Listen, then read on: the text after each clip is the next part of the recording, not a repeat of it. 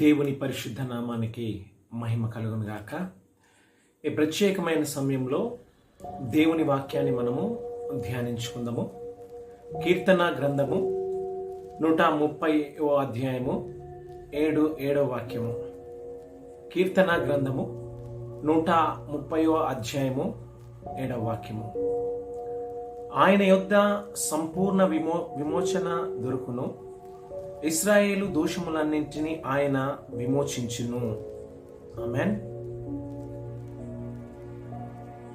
ఇక్కడ కీర్తనకారుడు మరి విమోచన గురించి మనకు తెలియచేస్తూ ఉన్నాడు. ఆయన యొద్ద సంపూర్ణమైన విమోచన దొరుకును అని మనకు తెలియచేస్తున్నాడు. అయితే మనం గమనించినట్లయితే ఎవరు ఆయన? ఈ భూమిని ఆకాశాన్ని తన ఒక్క నోటి మాట చేత నిర్మించిన దేవాది దేవుడు.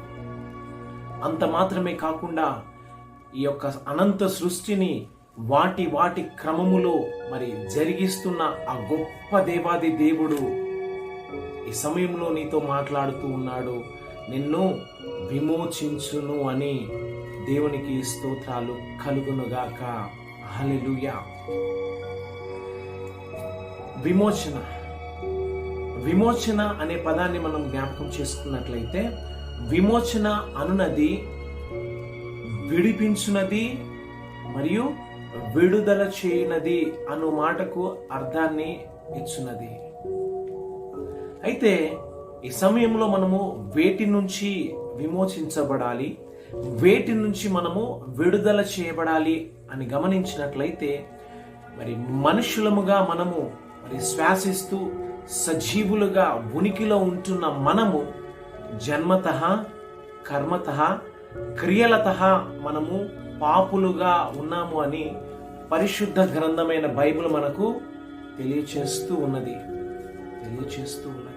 తల్లి గర్భములో మరి ఒక పిండముగా రూపించబడినది మొదలు మరి బాల్యములు మరి నేటి వరకు కూడా మన చూపులలో, మన మాటలలో, మన క్రియలలో మనము పాపము చేత బంధించబడి పట్టబడిన వారముగా ఉన్నామని పరిశుద్ధ గ్రంథం మనకు తెలియచేస్తూ ఉంది. మరి ఈ పాపము చేత, ఈ అపరాధము చేత మరి బంధించబడిన మనలను విడుదల చేయాలని, విమోచించాలని ప్రభు మనతో ఈ యొక్క సమయంలో తన వాక్కు చేత ఆయన మనతో మాట్లాడుతూ ఉన్నాడు. దేవునికి మహిమ కలుగునుగాక. హల్లెలూయా, హల్లెలూయా. మరి పరిశుద్ధ గ్రంథములో మనం గమనించినట్లయితే, యోహాన్ రాసిన మొదటి పత్రిక 1వ అధ్యాయము 8, 9 వాక్యములను మనము ధ్యానించుకుందాము. మనము పాపము లేని వారమని చెప్పుకొనిన ఎడల మనలను మనమే మోసపుచ్చుకొందుము, మరియు మనలో సత్యం ఉండదు. 9. మన పాపములను మనము ఒప్పుకొనిన ఎడల ఆయన నమ్మదగిన వాడును నీతిమంతుడును కనుక మన పాపములను క్షమించి సమస్త దుర్నీతి నుంచి మనల్ని విడిపించి మనల్ని పవిత్రులుగా చేయును. దేవునికి స్తోత్రాలు కలుగునుగాక. ఈ యొక్క వాక్య భాగముతో ప్రభు మనతో మాట్లాడుతూ ఉన్నాడు. మనలో పాపము లేదు అని మనము అనుకున్నట్లయితే మనము అబద్ధమాడే వారుగా మనం ఉంటామంట. అయితే మన పాపములను మనము ఒప్పుకున్నట్లయితే దేవుడు నమ్మదగిన వాడు, నీతిమంతుడు కనుక మన ప్రతి పాపములను ఆయన పరిశుద్ధ రక్తములో కడిగి మనల్ని పరిశుద్ధంగా, పవిత్రముగా ఆయన చేస్తాడని మనకు వాగ్దానం చేసి ఉన్నాడు. హల్లెలూయా. యెషయా పుస్తకము 1వ అధ్యాయము 18వ వాక్యము చదువుతున్నాను. యెహోవా ఈ మాట సెలవిచ్చుచున్నాడు, రండి మన వివాదము తీర్చుకుందాము. మీ పాపములు రక్తము వలె ఎర్రనివైనను అవి హిమము వలె తెల్లబడును, కెంపు వలె ఎర్రనివైనను అవి గొర్రెబొచ్చు వలె తెల్లని వగును. హల్లెలూయా. ఈ యొక్క వాక్యముతో ప్రభు మనతో మాట్లాడుతున్నాడు. మరి మన పాపములు రక్తము వలె ఎర్రగా ఉన్నను వాటిని తెల్లగా హిమము వలె ప్రభు మార్చివేస్తాను అని ప్రభు మనతో మాట్లాడుతూ ఉన్నాడు. మన పాపములు మరి కెంపు వలె ఎర్రగా ఉన్నను మరి గొర్రె బొచ్చు వలె తెల్లగా హిమము వలె తెల్లగా మారుస్తాను అని సాక్షాత్తు దేవాది దేవుడు మనతో మాట్లాడుతూ ఉన్నాడు. హల్లెలూయా.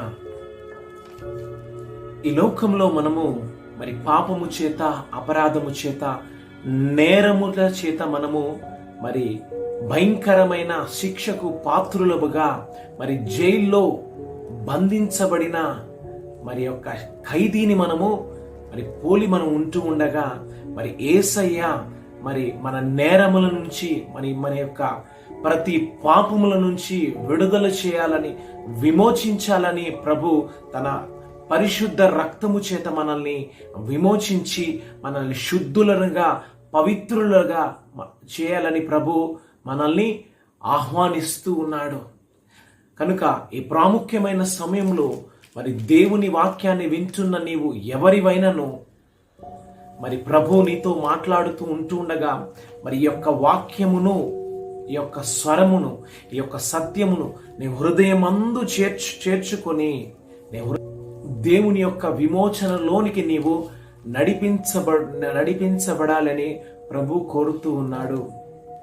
హల్లెలూయా. దేవుడు ఈ లోకములో మన ఎదుట 2 మార్గములను ప్రభు ఉంచి ఉన్నాడు. నీ ఎదుట ఆయన పరలోకము ఆయన నీ ఎదుట ఉంచి ఉన్నాడు. నీ ఎదుట నరకమును ఆయన ఉంచి ఉన్నాడు. అయితే ఏ సమయము ఏమి సంభవిస్తుందో మనము తెలియని పరిస్థితులలో మనం ఉంటూ ఉన్నాం. మనం ఒకవేళ మన యొక్క పాపము చేత, మన యొక్క నేరముల చేత, మన యొక్క అతిక్రమముల చేత మనము మరణించినట్లయితే మనము నిత్య నరకాగ్నిలోనికి మనము పాత్రులముగా ఉండబోతూ ఉన్నాము.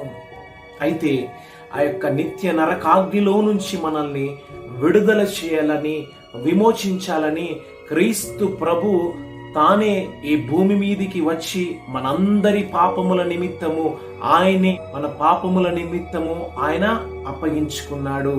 దేవునికి స్తోత్రాలు కలుగునుగాక. హల్లెలూయా. కనుక ప్రియమైన దేవుని బిడ్డలారా, ఈ లోకము దాని ఆశ గతించిపోతూ ఉన్నది. మరి నీవు ఇంకనూ పాపంలో ఉంటూ ఉన్నావా? అయితే నీవు నిత్య నరకాగ్నికి పాత్రుడిగా ఉంటూ ఉన్నావు.